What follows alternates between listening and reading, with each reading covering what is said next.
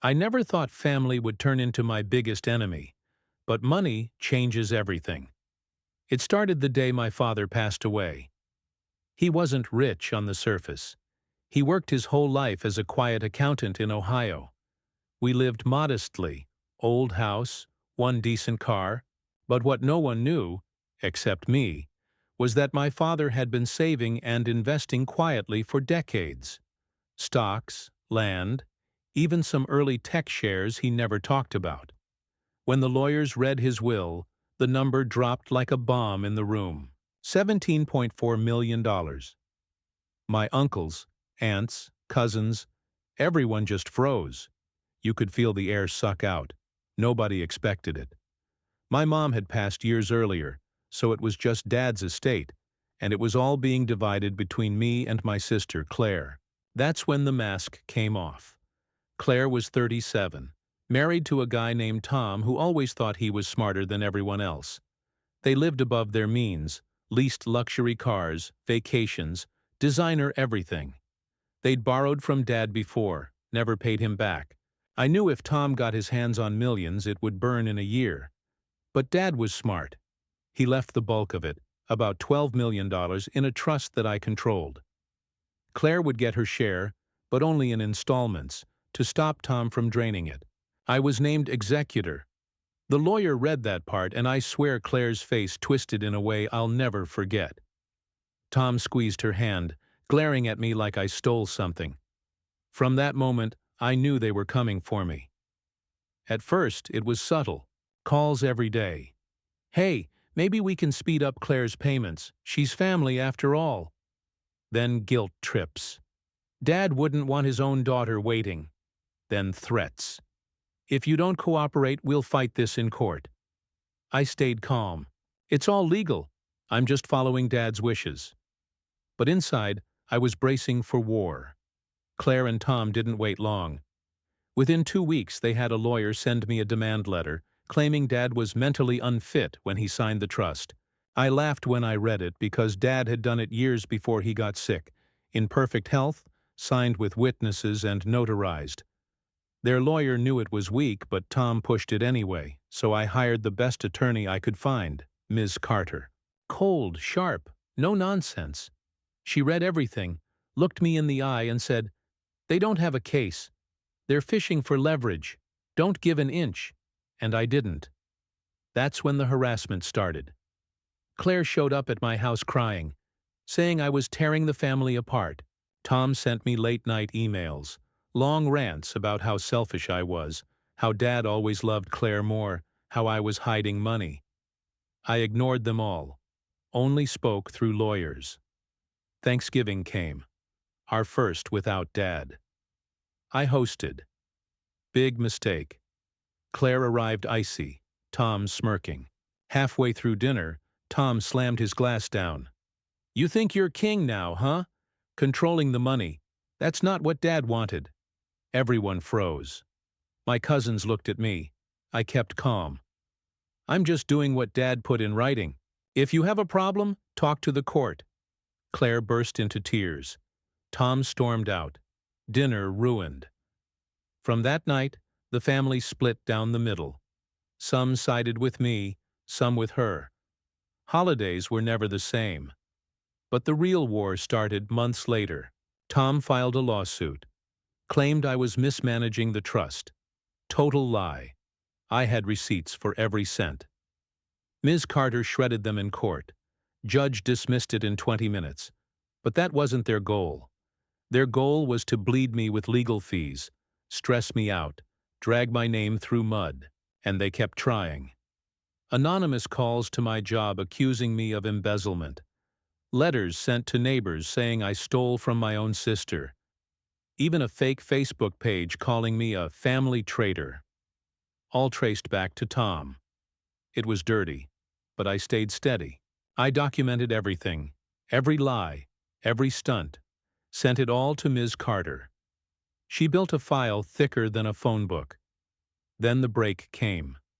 Claire slipped. She emailed me directly, begging for cash outside the trust. Said Tom had racked up gambling debt.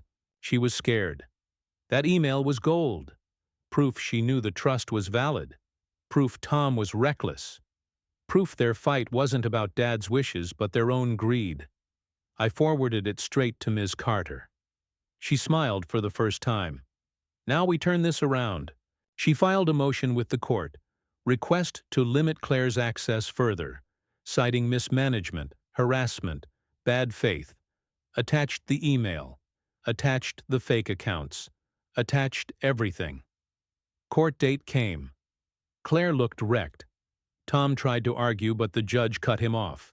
This trust is airtight. If I see one more frivolous filing, there will be sanctions. Then he did it. He reduced Claire's distributions, said given her husband's behavior, money would go into a protected account for Claire's daughter, my niece, instead. Tom turned purple. Claire broke down sobbing. That was the turning point. But revenge didn't stop there. Over the next year, Claire and Tom unraveled. Without access to millions, they defaulted on their leased cars. Their house went into foreclosure.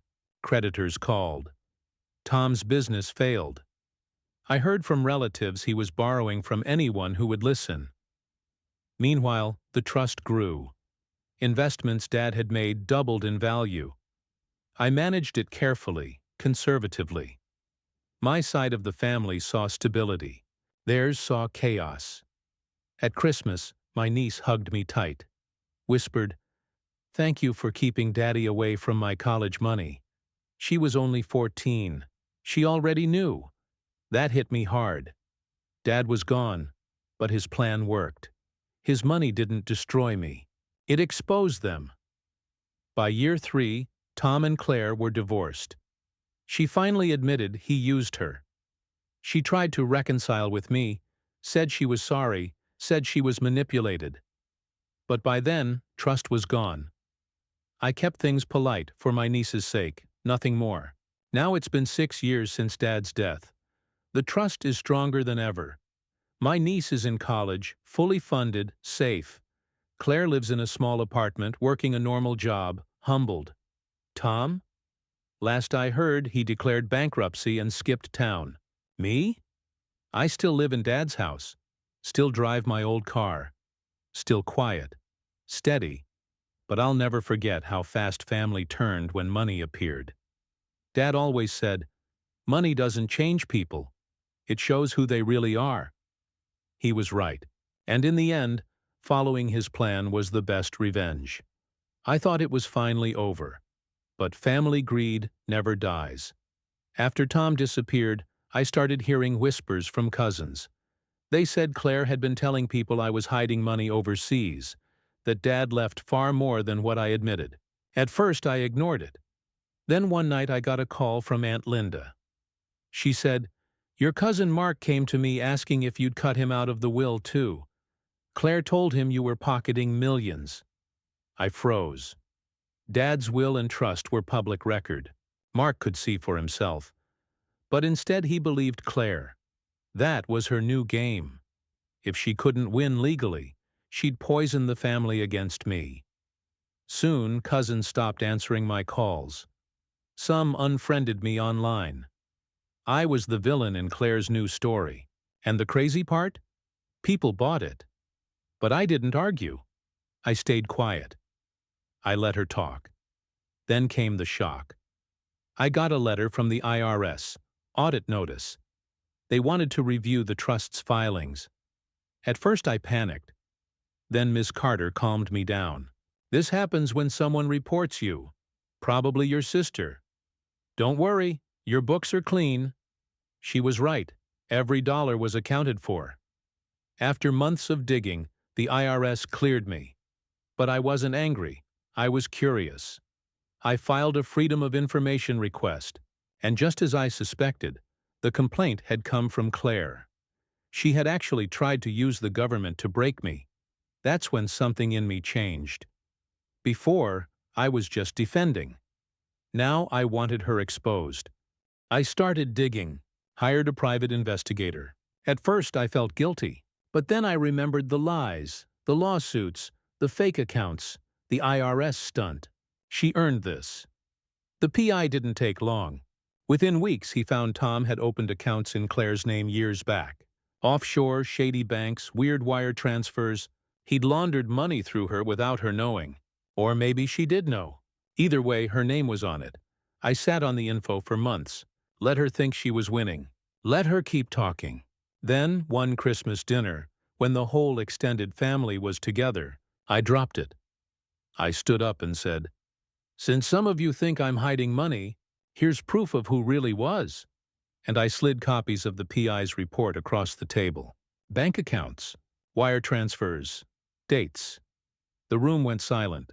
Claire's face drained of color. Mark stared at her like she was a stranger. Aunt Linda looked at me and whispered, "Oh my God." Claire ran out crying. I didn't chase her. The fallout was nuclear. Overnight, her credibility evaporated. The same cousins who doubted me cut her off. Some even called to apologize for believing her lies. My aunt said, "We should have known. You never flaunted money. You never changed." She did. But Claire wasn't done. She tried one last stunt. She showed up at my house, screaming on the porch, saying I ruined her life. My neighbors watched from their windows. I just stood there calm and said, "Dad trusted me. You didn't. That's on you." Then I shut the door. After that, she vanished for months, but revenge has a long tail. A year later, I got a call from my niece. She was older now, more aware. She said, "Mom told me everything. She admitted she lied about you. I don't know why she did it. But I just wanted you to know. I don't believe her anymore. I believe you." I sat there, phone to my ear, tears in my eyes. That was the real victory, because all along, my fear wasn't losing money. It was losing my niece. I raised her in my heart like she was my own. Knowing she finally saw the truth meant everything. Claire? She lives alone now, still working small jobs. Sometimes she calls, but I don't pick up. I don't hate her anymore. I just don't trust her. And Tom? No one's heard from him in years. Rumor is he skipped the country. But me? I still live steady. Still drive the same car. Still guard the trust until the day my niece inherits. And every time I see her thriving, I think of Dad's words. Money doesn't break families. People do. And in silence, I smile. Because my revenge was never about taking Claire down. It was about proving Dad right. I thought exposing Claire's lies would finally bring peace. But greed doesn't fade, it just changes form. A year after the Christmas blow-up, I got a call from Cousin Mark. His tone was fake sweet, the kind you know hides a knife. He said, "Hey, since you're handling all the money, don't you think it's fair to share a little with the rest of us? Dad always wanted family to stick together." I laughed into the phone. "Mark, if you want to know what Dad wanted, go read the will. He left nothing to you for a reason." Silence. Then he snapped, "You think you're better than us? Sitting on millions while the rest of us struggle? You'll regret this." And he hung up. I didn't take him seriously. Until 2 weeks later, I got served. Mark had filed his own lawsuit. He claimed Dad made verbal promises to include extended family, that I manipulated him into signing them out. Total nonsense, but he had one advantage. Courts take time, and every time I walked into one, it reopened wounds. Ms. Carter didn't flinch. She filed motions, produced documents, reminded the judge that wills and trusts are written for a reason. After 6 months, Mark's case was tossed. But by then, damage was done. Neighbors whispered. Co-workers asked questions. My reputation kept taking hits. And that's when I realized this wasn't about money anymore. This was about wearing me down until I cracked, so I changed strategy. Instead of just defending, I went on offense. I hired the PI again. This time I asked him to look at Mark. Within weeks, dirt surfaced. Gambling, tax problems, even payday loans he never paid back. The man accusing me of stealing was drowning in his own mess. I didn't go public right away. I waited. I let him stew, let him think he was safe. Then, during mediation, when he tried to pressure me into a settlement, I slid the PI report across the table. His face went white. His lawyer leaned over, read a few lines, then whispered, "We're done here. Case withdrawn." Word spread fast. By the next holiday, nobody in the family wanted to side with Mark, or Claire, or anyone else who came for me. For the first time, the room was quiet, but the story didn't end there. Months later, while cleaning Dad's attic, I found a locked box I had never seen before.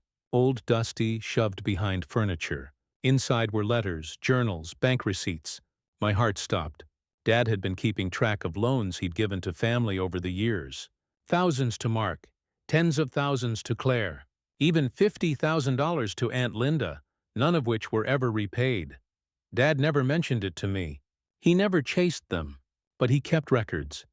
And suddenly, everything made sense.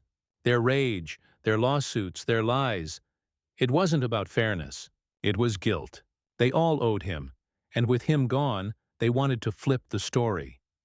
I took pictures of every page, stored them in a safe. I didn't need to show anyone, yet. Just knowing I had them was power, because if they ever came for me again, I'd bury them with Dad's own words. 2 years later, Claire tried again. This time, she showed up not with anger but with tears. She asked to meet at a cafe. She looked older, tired, broken. She said, "I know I messed up, but I'm still your sister. Can't we fix this?" I wanted to believe her. For a moment, I almost did. Then she said it. "If you could just advance me $100,000, I could finally get back on my feet." I stared at her. My chest tightened.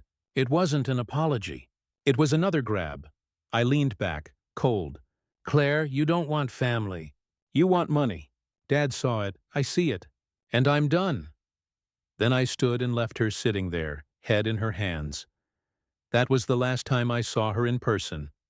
But my niece kept in touch. She started college, worked part-time, sent me texts about classes and friends. She never asked for money beyond what the trust already gave her. She just wanted connection. And that's when I knew Dad's plan worked. He hadn't written the trust for Claire. He hadn't written it for me. He wrote it for her, to protect one innocent life from being swallowed by greed. And it was working. Now it's been nearly a decade since Dad passed. Claire drifts in and out of jobs. Mark keeps scheming, but no one listens.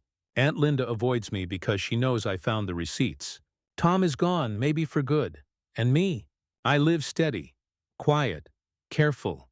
The trust grows stronger. My niece is thriving. People always ask why I never lashed out harder, why I didn't sue Claire for defamation, or Mark for harassment, or Tom for fraud. But that's not who I am. The best revenge wasn't winning a fight. It was letting them destroy themselves while I stayed standing.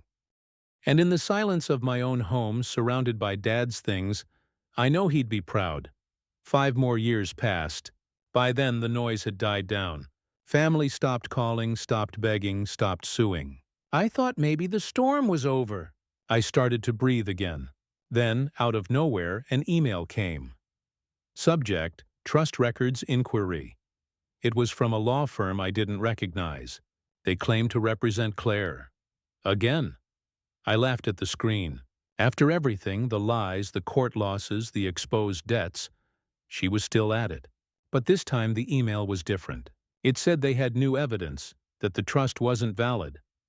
I called Ms. Carter, my attorney. She sighed. "She won't quit, will she?" I forwarded the email. She did her homework. Turns out Claire hired a new lawyer, younger, aggressive, hungry for a case that could make his name. He filed a motion challenging the trust's formation. I wasn't worried. Dad's documents were airtight. Witnesses, notarized, every box checked. Still, court dates were set. The morning of the hearing, I walked in calm. Claire was there, thinner, older, but with that same entitled glare. She had dyed her hair, wore expensive clothes she clearly couldn't afford. Her lawyer smirked like he thought he already won. He started strong. Claimed Dad wasn't of sound mind. Said I influenced him. Said the records showed inconsistencies. Ms. Carter let him talk. Then she pulled out Dad's journals, the ones I found in the attic. The ones showing years of loans unpaid, debts ignored. She dropped copies on the table. Claire's face crumpled. Her lawyer froze. The judge leaned forward. "Ms. Claire, are you aware of these debts?" She stammered. That's private." The judge shook his head. "Not anymore. This speaks to your father's intent. Motion denied. Case closed."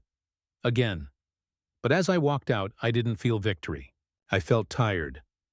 2 months later, I got a message from my niece. She said her mom, Claire, was sick. Not fake sick, really sick. Hospital sick. Years of stress and drinking caught up to her. She asked if I'd come see her. I didn't want to, but I went. Claire was in a hospital bed, tubes in her arm, hair thinning.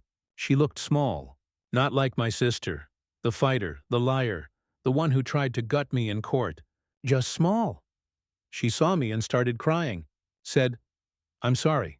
For everything. I thought Dad loved you more." I thought the money proved it. I couldn't stand it. I didn't know how to stop. I stood there silent. She begged me, "Please, don't hate me." I finally said, "Claire, I don't hate you. I just don't trust you. And that's worse." Her tears kept falling. I left the room. She died 6 months later. At the funeral, people whispered again, but not about money this time. About regret. About wasted years. Mark didn't show up. Aunt Linda stayed home. Only a handful came. Me, my niece, a couple of old friends. When the pastor asked if anyone wanted to speak, my niece stood up. She said, "My mom wasn't perfect, but she was still my mom, and I forgive her." I felt something shift inside me, because forgiveness wasn't mine to give. It was hers. After that, everything went quiet. For the first time in years, no lawsuits, no angry calls, no surprise letters, just silence. I settled into a routine. Work, gym, friends, taking my niece out to dinner when she came home from college, watching her grow into the kind of person Dad must have hoped she'd be. Independent, kind, smart.